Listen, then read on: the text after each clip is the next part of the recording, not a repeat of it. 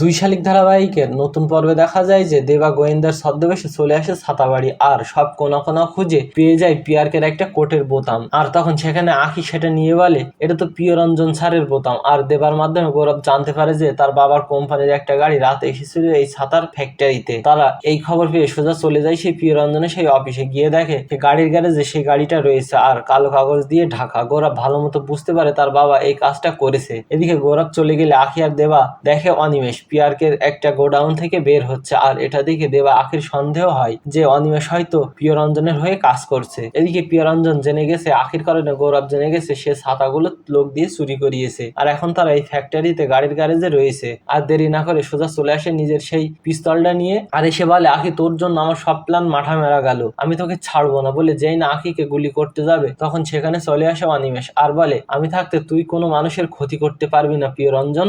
অনিমেষকে দেখে পিয়ারকে চমকে ওঠে আর বলে তুই এখানে? অনিমেষ নিজের জীবনের ঝুঁকি নিয়ে আঁখি ও দেবার জীবন বাঁচানোয় ভুল ভাঙলো দেবা ও আঁখির। আর তখন সেখানে চলে আসে পুলিশ অফিসার আর গৌরব তখন বলে অফিসার ওনাকে নিয়ে যান, আমাদের ফ্যাক্টরি থেকে সব ছাতাগুলো ওই চুরি করিয়েছে। এমনটা দেখে চমকে ওঠে প্রিয়রঞ্জন। তো বন্ধুরা কি হবে এবার? সবটা দেখতে এখন একটা লাইক দিয়ে কমেন্ট করে জানিয়ে দাও তোমাদের মতামত। ধন্যবাদ।